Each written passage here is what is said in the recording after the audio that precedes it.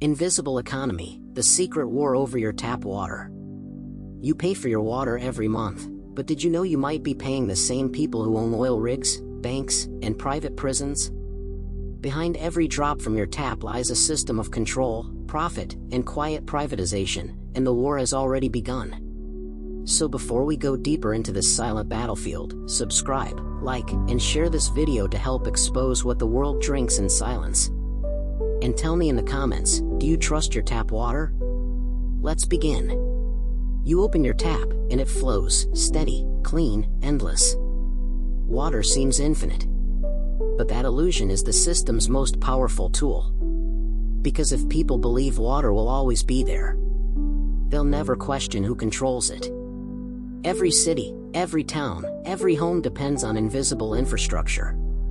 Pipes, treatment plants, reservoirs. Systems so old and complex that no individual can ever truly own them. So who does? Over the last few decades, corporations, hedge funds, and global investment firms quietly began buying into water utilities. Not to improve them, but to control them. They call it water management. But it's not management. It's ownership. In the 1980s and 1990s, governments were drowning in debt. The world was told that privatization, selling public assets, was the key to efficiency. Airlines, telecoms, power companies, and then, water. It started small. A city sells its water rights to a private firm for a quick financial fix. The firm promises modernization, transparency, and better service. But once the ink dries, the logic changes. Water is no longer a right. It becomes a product. Now, what was once managed for the public good is managed for shareholder return. And shareholders don't care about rainfall. They care about quarterly profits. Here's the uncomfortable truth.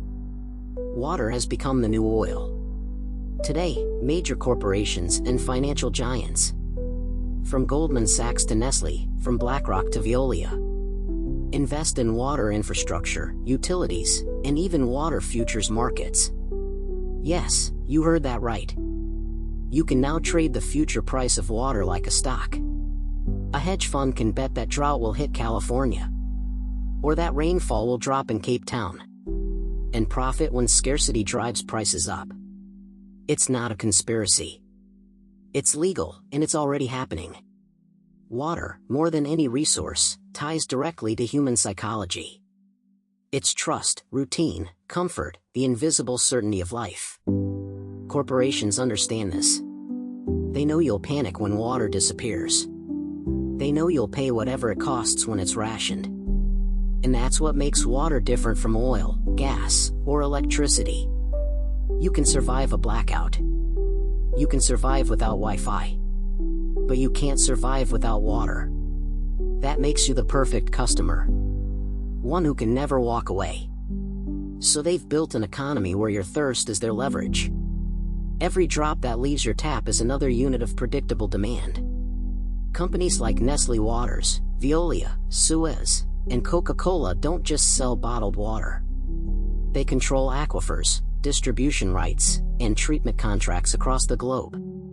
In 2013, Nestle's chairman said publicly that he believes water is not a human right. He called it a food product, one that should be managed with market discipline. That statement wasn't just controversial. It was prophetic. Because since then, global water privatization has accelerated. In some countries, like Chile and parts of Africa, private corporations literally own the rights to entire rivers. In the United States, more than 1,500 cities have partially or fully privatized their water systems.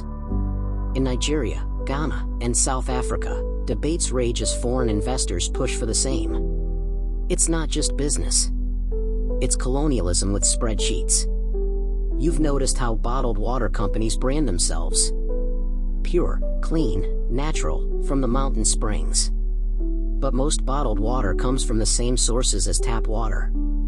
Only filtered and repackaged at a markup of up to 2,000%. They're not selling hydration. They're selling fear.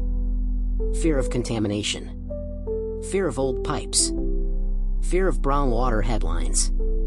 By eroding your trust in public water, they push you toward a product they control completely. And while you're paying for purity, they're pumping millions of liters from public aquifers, sometimes in drought-stricken regions, and reselling it back to the same communities at a profit. Let's follow the money. Every utility bill you pay sends a fraction not to the city, but to investors, private equity funds, multinational operators, and debt financiers. Your neighborhood's water pipes might technically belong to the city, but the revenue they generate belongs to someone else. That's how companies like Thames Water in the UK made billions in profit, while leaking millions of liters a day and failing infrastructure tests. The water still flows, but behind it, money flows faster. Water privatization doesn't just shift wealth, it shifts power. Control the water, control the people. History proves it. In Bolivia, 2000, when a private corporation took control of water in Cochabamba and tripled the price, residents revolted in what became known as the Water War. Dozens were injured, some killed, and eventually, the deal was cancelled. But not before a message was sent. Water is a political weapon. Governments now balance diplomacy, economics, and survival on the same resource. The nation that owns the cleanest, most accessible water owns the future. Here's where the war gets smarter and more invisible. Modern smart meters collect data on how much water you use, when, and for what. That data can predict your income, family size, and even habits. How long you shower, when you're home, or when you travel. Water data has quietly become a behavioral goldmine, valuable to insurers, marketers, and surveillance systems. It's no longer just about the water you drink. It's about the pattern of your life being sold. You've been told to save water. Turn off the tap while brushing, fix leaks, take shorter showers. And yes, conservation matters. But household water use makes up less than 10% of total global consumption. The real drain comes from industry and agriculture. Producing 1 kilogram of beef uses 15,000 liters of water. A single pair of jeans? Around 7,500 liters. The system tells you to conserve, while industries pump millions of gallons daily with no accountability. They make you feel guilty for drops, while they waste oceans. Today, global financial markets treat water like real estate. Something to speculate on, something that can be hoarded. In 2020, water futures began trading on the Chicago Mercantile Exchange. Now, investors can bet on drought, disaster, and scarcity, making profits as the world dries up. For them, a heat wave isn't a tragedy. It's a signal to buy. This entire system works because you believe your water is yours, that you pay for it, therefore you control it. But every invoice, every meter reading, every convenience hides a deeper contract. One where you're the customer, but never the owner. It's a psychology of comfort. If the tap runs, you won't ask questions. If the water is clear, you won't follow the money. And that's how wars are won. Not with armies, but with silence. Remember this.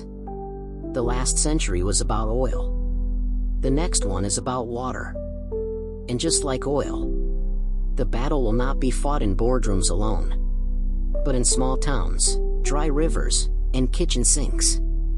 As megacities expand and droughts intensify, governments will face pressure to sell water rights to private hands again. Each deal sold as partnership or innovation. But behind every deal, someone loses access to what was once free. So what can we do? Awareness first. Because the system thrives in invisibility. Support public ownership of water. Question who profits from your bill. Demand transparency in pricing and policy. And most importantly, remember, access is not charity, it's sovereignty. If this episode made you think differently about the water flowing through your home, hit like, subscribe, and turn on the bell for more stories the world ignores. And comment below. Would you drink the same water if you knew who really owned it? Because in the invisible economy, even the purest drop has a price.